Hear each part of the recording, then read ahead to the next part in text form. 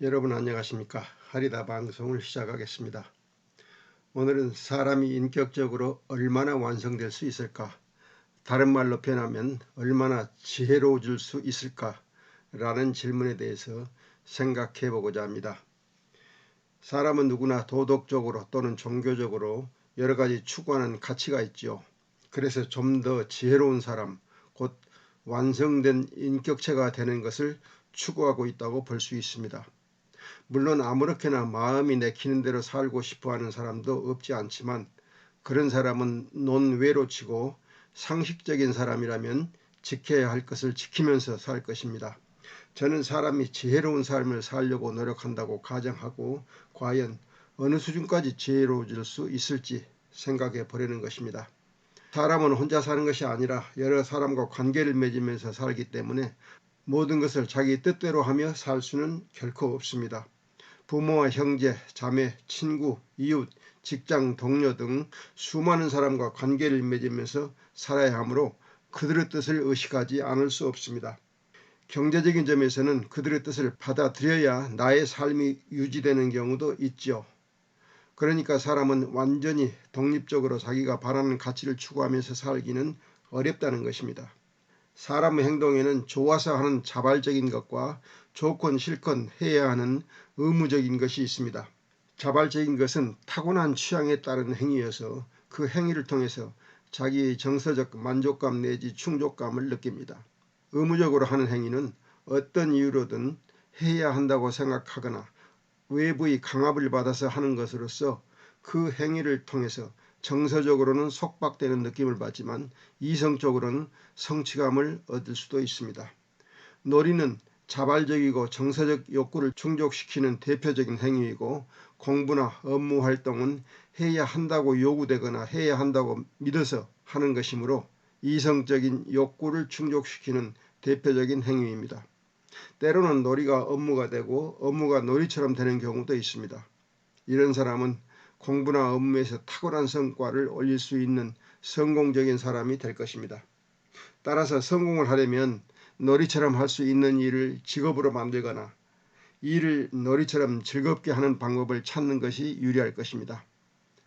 의무적인 행위 중에 현실적으로 주어진 의무를 지키기 위해서 곧 책임을 다하기 위해서 하는 행위가 있고 현실적으로 누가 자기에게 요구하지 않지만 스스로 의무감을 가지고 하는 행위가 있습니다. 이렇게 보면 우리의 행위에는 네 가지 유형이 있다고 말할 수 있습니다.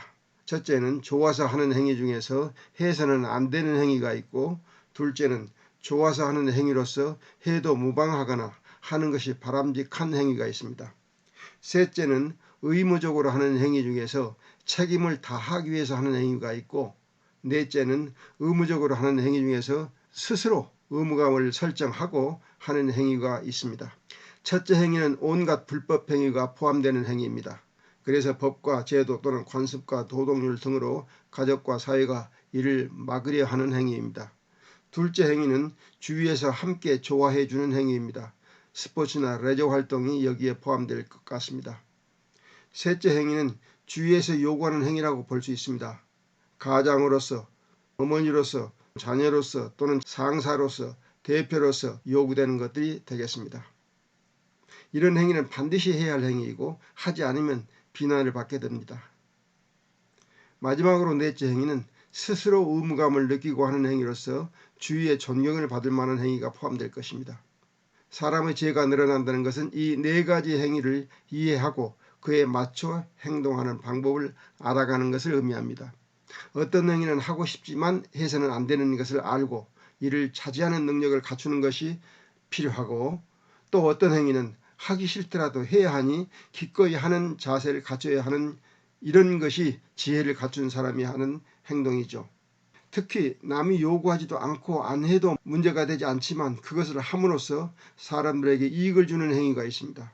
그런 행위를 찾아서 하는 사람은 지혜가 높은 단계에 있는 사람이라고 말할 수 있습니다. 오늘 제가 제기하고자 하는 것은 모든 사람이 어느 수준의 지혜로운 사람이 될 수 있는지 생각해 보는 것입니다. 모든 사람이 아주 높은 수준의 지혜로운 사람이 될 수 있다면 완성된 인격체가 될 수 있다는 것을 의미합니다. 그래서 우리가 어느 수준까지 지혜로운 사람이 될 수 있느냐고 물어보는 것입니다. 제 결론은 인간이 완전히 지혜로워지려면 무한대의 세월이 필요할 거라는 겁니다. 사람에 따라서 좀 더 일찍 지혜로워질 수도 있고 또는 높은 수준의 지혜를 갖출 수도 있고 또 죽을 때까지 지혜를 갖추지 못하는 사람도 있을 것입니다. 그러나 아무리 지혜로운 사람이라도 완전한 인격체가 될 정도로 지혜로워질 수는 없을 것입니다. 완전한 지혜에 이를 수 없다고 해서 불완전한 지혜에 만족해도 된다는 의미는 아닙니다. 하나님께서 인간을 당신의 형상대로 만드셨다는 것은 사람에게 하나님처럼 완전한 지혜를 갖출 능력을 부여해 주셨음을 의미합니다.